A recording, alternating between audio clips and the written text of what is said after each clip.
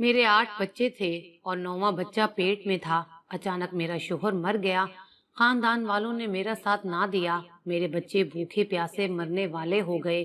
ایک روز ہماری مسجد کے امام صاحب نے کہا کہ میں تمہارے بچوں کا وارث بنوں گا، ان کا سارا خرچہ میں اٹھاؤں گا، بس رات کو تمہیں مسجد کے پاس بنی میری حویلی میں آنا ہوگا اور صبح تک میرے پاس رہنا ہوگا۔ میں امام صاحب کے ارادے جان گئی تھی۔ میں یہ سب نہیں کرنا چاہتی تھی، مگر جب بچوں کی طرف دیکھتی تو میرا دل پھٹنے لگتا۔ آخر کار میں مجبور ہو کر رات کو امام صاحب کے پاس چلی گئی، مگر اس وقت روح فنا ہو گئی جب میرا نام نسرین ہے۔ میں اپنے ماں باپ کی اکلوتی بیٹی تھی۔ باپ تو میرے بچپن میں ہی فوت ہو گیا تھا اور جب میں 16 سال کی ہوئی تو ماں بھی فوت ہو گئی، مگر مرنے سے پہلے ماں نے میری شادی کر دی تھی۔ میں شادی نہیں کرنا چاہتی تھی، مگر ماں کہتی تھی کہ میرے بعد تیرا سہارا کون بنے گا، تو اکیلی کہاں جائے گی، یہ دنیا تجھے برباد کر دے گی۔ مجھے اپنی ماں کی باتیں سمجھ نہیں آتی تھی، مگر وہ کہتی تھی میں یہ سب تیرے بھلے کے لیے کر رہی ہوں۔ میں نے ماں کے کہنے پر نکاح کر لیا۔ میری ماں نے مجھے ایک کمرے میں بٹھا دیا اور دوسرے کمرے میں میرا دلہا تھا۔ ہمارا نکاح ہو چکا تھا اور میں رخصت ہو کر اپنے شوہر کے گھر چلی گئی۔ مجھے آج بھی وہ دن یاد ہے جب میری شادی کے تیسرے دن ہی میری ماں اس دنیا سے چلی گئی تھی۔ میرے لیے یہ بہت بڑا صدمہ تھا، مگر میرے شوہر عظیم نے میرا بہت ساتھ دیا تھا۔ اماں کی تدفین کا سارا بندوبست میرے شوہر نے کیا تھا۔ اب میرا اس دنیا میں اس کے علاوہ کوئی نہیں تھا۔ میری زندگی اس کے ساتھ بہت اچھی گزرنے لگی تھی۔ میرے شوہر نے گھر میں کبھی کسی چیز کی کمی نہیں ہونے دی تھی۔ میں اس بات پر حیران بھی ہوتی تھی کہ وہ اتنے پیسے کہاں سے لاتا تھا، کیونکہ وہ کسی کی زمین پر کام کرتا تھا۔ شادی کے پہلے ہی سال میں ماں بن گئی اور میرے ایک ساتھ 2 جڑواں بچے پیدا ہوئے تھے۔ اس کے بعد تو پھر اولاد کی لائن لگ گئی۔ میں نے ہر سال ایک بچہ پیدا کیا اور یوں 8 سالوں میں 9 بچوں کی ماں بن گئی۔ میرا شوہر عجیب طرح کا آدمی تھا۔ وہ بہت ہی چھوٹی نوکری کرتا تھا، لیکن گھر میں کھانے پینے کا سامان بہت زیادہ لایا کرتا تھا۔ گھر میں نہ تو کوئی ساس تھی، نہ کوئی نند اور نہ کوئی اور تھا۔ گھر بھی میرے شوہر کا اپنا تھا، لیکن میں اکیلی اتنے سارے بچوں کو پال کے بہت زیادہ تھک جاتی تھی اور بہت پریشان رہتی تھی۔ کبھی کبھی بری طرح رونے لگتی اور اپنے شوہر سے کہتی کہ مجھ سے یہ سب نہیں ہوگا، لیکن میرا شوہر ایک بہت ہی خاص قسم کا شربت بنایا کرتا تھا۔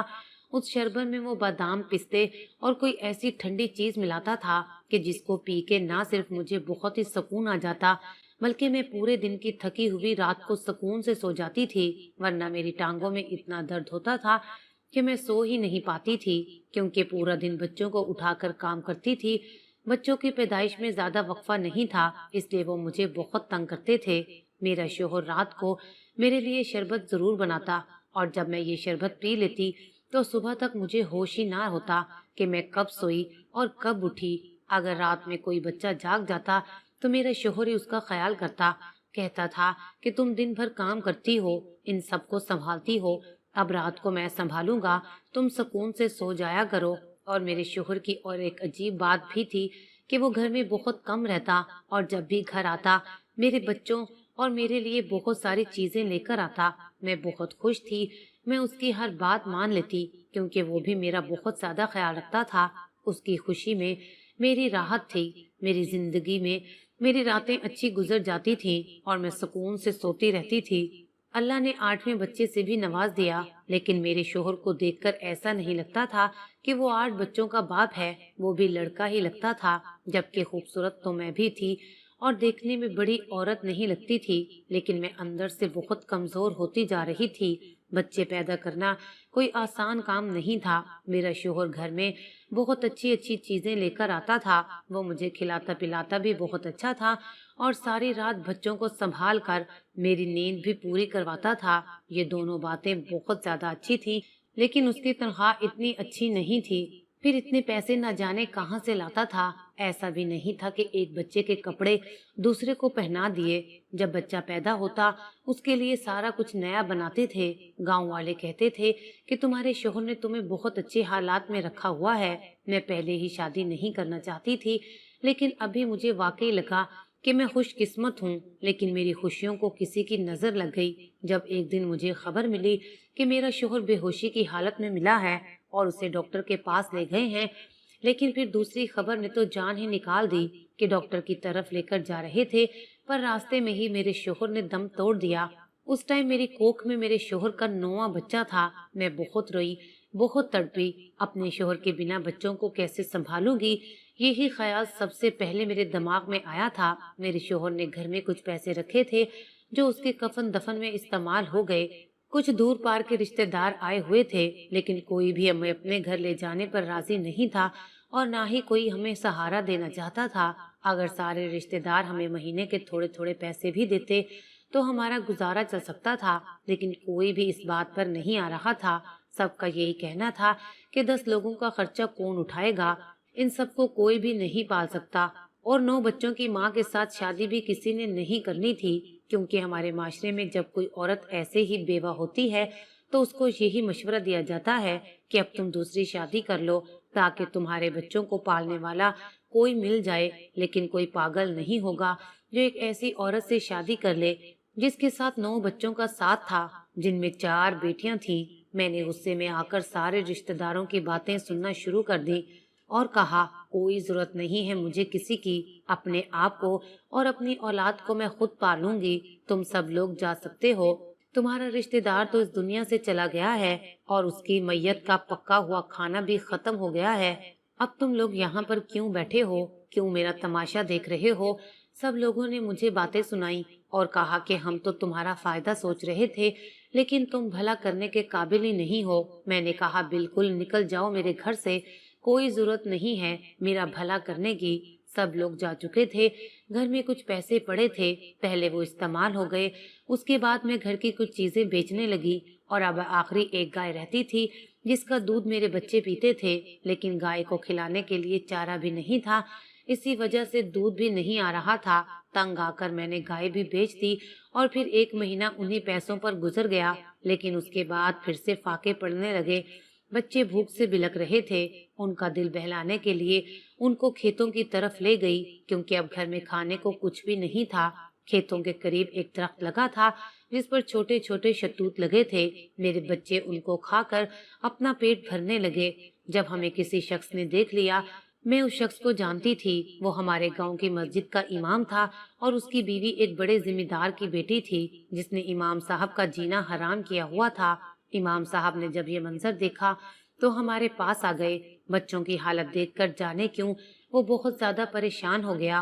कहने लगा कि तुम अजीम की बीवी हो ना, जो पिछले दिनों मर गया है। मैंने कहा कि हाँ जी, मैं उसकी बीवी हूँ। ये सारे बच्चे उसी के हैं। मैंने कहा कि हाँ। कहने लगा कि कैसे गुजारा करती हो। तब मैंने उसको सारी बात बता दी कि सब कुछ खत्म हो गया है। आखिरी जानवर था घर में, वो भी बेच दिया है। बच्चे भूख से बिलख रहे थे, इसलिए इनको यहाँ ले आई हूँ। उसने बच्चों को गाड़ी में बिठा लिया और मुझे कहा कि गाड़ी में बैठो, तुम्हें तुम्हारे घर छोड़ाता हूँ। घर छोड़ने आए तो उसने मेरी हथेली पर कुछ पैसे रखे। मुझे बहुत खुशी हुई कि इमाम साहब ने मेरा एहसास किया है। मैंने कहा कि चाय पीकर जाएं। बच्चे बाहर खेल रहे थे और मैं चाय बनाने लग गई। जब इमाम साहब के लिए चाय बनाकर लाई तो उसने कप के साथ मेरा हाथ भी पकड़ लिया। मैंने अपना हाथ पीछे कर लिया। मैंने कहा कि इमाम साहब, आप ये क्या कर रहे हैं? वो कहने लगा कि तुम सोचो कि तुम क्या कर रही हो और तुम अकेली औरत क्या करोगी? इतने सारे बच्चों का पेट कैसे पालोगी? जो पैसे मैंने दिए हैं वो 2 दिन के बाद खत्म हो जाएंगे, फिर उसके बाद तुम कहाँ जाओगी? मैंने कहा कि अल्लाह निगहबान है, जैसे आपको वसीला बनाकर भेज दिया है ऐसे ही किसी और को वसीला बना देगा। इस दुनिया में कोई भूखा नहीं मरता है, कुछ न कुछ कर लूंगी, हो सकता है ये घर भी बेच लूं। तब इमाम साहब ने कहा, पागल औरत, घर बेचने की गलती बिल्कुल ना करना, नहीं तो सड़क पर आ जाओगी। मेरे पास तुम्हारे लिए एक काम है। मैं दिल में सोचने लगी कि इमाम साहब मुझे अपने घर में कोई काम दे दे तो मैं अपने बच्चों का पेट पाल लूंगी। बड़ी बेटियां दोनों इतनी बड़ी थीं कि अगर मैं घर पर ना होती तो बाकी भाइयों को संभाल सकती थीं। वैसे भी उनको वक्त से पहले ही बड़े होने की जरूरत थी, क्योंकि उनका बाप सर पर नहीं था। میں نے جھٹ سے امام صاحب سے کہا کہ جی آپ مجھے جو بھی کام کہیں گے میں ضرور کروں گی۔ اس نے کہا کہ رات کو مسجد کے ساتھ بنی حویلی پر آ جانا۔ میں نے کہا کہ رات کو کس ٹائم اور اس وقت میرا وہاں کیا کام ہوگا۔ یہ سوچ کر میں تھوڑی پریشان ہوئی کہ امام صاحب نے رات میں مجھے کیوں بلایا ہے۔ تب انہوں نے کہا کہ رات کو 10 بجے کے بعد آ جانا اور حویلی کے سامنے والے دروازے سے نہیں بلکہ پیچھے والے دروازے سے آنا۔ اب اتنی بھی بے وقوف نہ تھی میں کہ ان کی بات کو سمجھ نہ پاتی۔ میں بات سمجھ گئی تھی۔ حویلی میں امام صاحب مجھے پچھلے دروازے سے اور رات کے وقت کیوں بلا رہا تھا میں سب جانتی تھی۔ وہ اپنی بیوی سے بہت تنگ تھا اور یہ بات سارا گاؤں جانتا تھا، مگر اب وہ میری غربت کا فائدہ اٹھانا چاہتا تھا۔ وہ چلا گیا اور میں انہی سوچوں میں کھو کر رہ گئی۔ جو پیسے امام صاحب نے دیے تھے وہ واقعی کریانے والے نے اپنے پچھلے حساب میں کاٹ لیے اور صرف اتنا ہی کھانا دیا کہ جتنا ہم ایک ٹائم کے لیے بنا سکتے تھے۔ اس کے علاوہ اس نے کوئی بھی چیز دینے سے انکار کر دیا اور اس نے کہا کہ میرے پیسے 4 مہینے کے بعد آئے ہیں۔ اب وہ دوبارہ سے ادھار دینے کے لیے بالکل بھی تیار نہیں تھا۔ رات 10 بجنے میں تھوڑی دیر ہی باقی تھی۔ میں اپنے شوہر کی تصویر کو گلے سے لگائے بیٹھی رو رہی تھی میں کیا کروں اور کیا نہ کروں سمجھ میں نہیں آ رہا تھا۔ میرے شوہر نے ہمیشہ اچھا کھلایا اچھا پہنایا تھا، کبھی کوئی ذلت کی زندگی جینے نہیں دی تھی، لیکن اب میں کیا کر سکتی تھی؟ گھر میں کھانے کو کچھ نہیں تھا۔ میں پڑھی لکھی تھی اور اتنے سارے بچوں کو چھوڑ کر نوکری کرنے جاتی بھی تو کون سی نوکری کرتی، کسی کے گھر کام کر لیتی، لیکن یہاں پر تو سارے ہی غریب رہتے تھے سوائے امام صاحب کے، لیکن مجھے وہ نوکرانی کا کام دے رہے تھے۔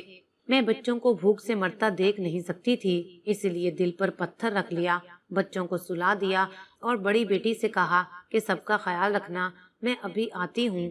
گھر سے کالی چادر اوڑھ کر نکل گئی اور مسجد کے ساتھ بنی حویلی کے پچھلے دروازے سے اندر چلی گئی۔ وہاں پر کوئی بھی موجود نہیں تھا اور میں یہی چاہ رہی تھی کہ کوئی موجود نہ ہو، مجھے کوئی چور سمجھ کر پکڑ ہی نہ لے۔ لیکن 15 منٹ گزر گئے، وہاں کوئی نہ آیا۔ میں نے کہا مجھے یہ سب نہیں کرنا، میں اپنے مرے ہوئے شوہر سے بے وفائی نہیں کر سکتی، اس لیے وہاں سے جانے لگی کہ کسی نے مجھے ہاتھ پکڑ کر روک لیا۔ دیکھا تو وہ امام صاحب تھے۔ میں نے ان کے ہاتھ سے اپنا ہاتھ چھڑوا لیا اور کہا کہ میں واپس جا رہی ہوں۔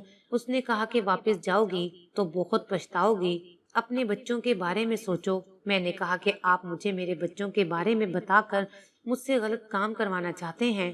تو اس نے کہا کہ یہ کام غلط ہے یا نہیں اس کا فیصلہ تم بعد میں کرنا۔ میں نے کہا کہ میں ایک بیوہ اور لاچار عورت ہوں، آپ خود سوچیں، اگر میں آپ کی جگہ اور آپ میری جگہ ہوتے تو پھر آپ پر کیا گزرتی۔ اس نے کہا کہ دیکھو میں یہ سب سمجھتا ہوں اور میری بات غور سے سنو، میری بیوی ہے لیکن میرے بچے نہیں ہیں اور دراصل میں تمہاری جگہ پر ہی ہوں۔ مجھے امام صاحب کی باتیں سمجھ نہیں آ رہی تھی، مجھے اس پر ترس آ رہا تھا، لیکن مجھے اس کی آنکھوں میں ہوس دکھائی نہیں دے رہی تھی۔ اس نے کہا کہ تمہارا شوہر بہت اچھا انسان تھا، اللہ تعالیٰ اس کو جنت میں جگہ دے۔ میں نے کہا کہ کسی اچھے انسان کی بیوی کی عزت خراب کرنا چاہتے ہیں؟ تو اس نے سر جھکا لیا اور اس نے کہا کہ تمہیں ہر حال میں رات کو میرے پاس آنا ہوگا اور 1 ہفتے کے بعد میں تمہیں کچھ ایسا بتاؤں گا کہ تم حیران رہ جاؤ گی میں کس طرح یہ زہر کا گھونٹ پی گئی تھی، کیونکہ میں اپنے بچوں کو بھوکا نہیں دیکھ سکتی تھی۔ امام صاحب نے میرے گھر میں راشن بھی ڈلوا دیا اور گھر میں جو چیزیں کم تھی وہ بھی لے کر دی، بچوں کے لیے نئے کپڑے بھی لے کر دیے۔ وہ میرے بچوں سے بہت پیار بھی کر رہا تھا، اس کو یہ سب کرنے کی ضرورت نہیں تھی۔ پھر میرے کانوں نے خبر سنی کہ امام صاحب کی بیوی اس کو چھوڑ کر جا رہی ہے، دونوں کی کوئی اولاد بھی نہیں ہے، اس لیے الگ ہو جانا ہی ان کے لیے بہتر ہے۔ امام صاحب اپنی بیوی کو طلاق دے رہے تھے۔ میں 1 ہفتے تک امام صاحب کے کہنے پر روز رات کو اس کی حویلی میں چلی جاتی تھی، لیکن اس نے مجھے 3-4 دن سے نہیں بلایا تھا اور میں نے بھی شکر ادا کیا، کیونکہ مجھے ایسی زندگی نہیں جینی تھی۔ ابھی تک تو اس نے میرے ساتھ کچھ بھی نہیں کیا تھا، مگر مجھے بہت ڈر تھا، میں بہت زیادہ مجبور تھی۔ لیکن پھر اس نے ایک رات مجھے بلا لیا اور اس دفعہ وہ مجھے اپنی حویلی کے گیسٹ ہاؤس میں لے جانے کی بجائے سیدھا حویلی کے اندر لے گیا۔ میں یہ سوچ کر حیران ہو رہی تھی کہ क्या इसको किसी का डर नहीं है कि हवेली में नौकर देख लेंगे, या इसकी बीवी ने देखकर कोई सवाल कर लिया तो क्या जवाब देगा। लेकिन मुझे ऐसा लगता था कि हवेली में कोई भी नहीं है। वो मुझे कमरे में ले आए। वो बहुत ही खूबसूरत कमरा था। ऐसे लगता था कि यहाँ की हर चीज नई थी। फिर उसने मुझे एक और कमरा दिखाया जो बच्चों के लिए सजाया गया था। वो मुझे अपनी हवेली क्यों दिखा रहा था, मुझे समझ में नहीं आ रहा था। फिर मुझे वापस उसी कमरे में ले आया, मुझे अपने सामने बिठाया और उसका अंदाज कुछ ऐसा था कि जैसे वो मुझसे बहुत मोहब्बत करता हो। लेकिन उसको मुझसे कैसी मोहब्बत थी जो वो अपने फायदे के लिए इस्तेमाल कर रहा था, मेरी मजबूरी का फायदा उठाना चाह रहा था। लेकिन फिर उसने मुझे एक ऐसी बात बताई कि मैं हैरान रह गई। उसने कहा कि मैंने अपनी बीवी को तलाक दे दी है। मैं तुम्हारा शोहर हूँ। अजीम कभी तुम्हारा शोहर था ही नहीं। मैं तुम्हारा शोहर हूँ और मेरी मजबूरी थी कि मुझे तुम्हें अजीम के साथ रखना पड़ा। तुम्हें याद होगा कि तुम्हारा शोहर रात को तुम्हें एक शरबत पिलाया करता था जिससे तुम्हें सुकून की नींद आती थी, और यूं मैं तुम्हारे पास आ जाता था। ये जितने भी बच्चे तुम देख रही हो, ये सारे के सारे मेरे बच्चे हैं, क्योंकि मेरी बीवी एक बदमाश जिम्मेदार की बेटी है और उसका मुझ पर दिल आ गया था। उसके बाप ने जबरदस्ती मेरी उसके साथ शादी करवाई थी। वो मुझे शोहर कम और मुलाजिम ज्यादा समझती थी। उसने औलाद भी पैदा नहीं की। उसके बाप ने ये हवेली मेरे नाम कर दी थी। मैंने तंग आकर तुमसे शादी की थी। लेकिन मेरी बीवी को अगर पता चल जाता कि मेरी एक और बीवी भी है और उसके बच्चे हैं तो वो तुम्हें जान से मार डालती। इसलिए मुझे ये सब नाटक करना पड़ा। मैं तुम्हारा शोहर हूँ और ये सारे बच्चे मेरे हैं। और अजीम की मौत हार्ट अटैक की वजह से हुई थी। वो मेरा वफादार नौकर था। मैं उसका एहसान कभी नहीं भूलूंगा। उसने तुम्हें अपने घर में रखा और मेरी इज्जत पर कोई आंच नहीं आने दी। मैं ये सुनकर हैरान रह गई, क्योंकि मेरे शोहर ने यही किया था कि हमेशा रात को मुझे सुला दिया करता था। मैंने उसे कहा कि अगर ऐसा ही था तो फिर मुझसे ये सब कुछ क्यों छुपाया और मुझे रात को क्यों बुलाते रहे हो। तब उसने कहा, क्योंकि मेरी बीवी को जब तक मैं उसको इस हवेली से निकाल नहीं लेता मैं तुम्हें यहाँ नहीं ला सकता। मेरी बीवी ने मुझसे जबरदस्ती शादी की थी।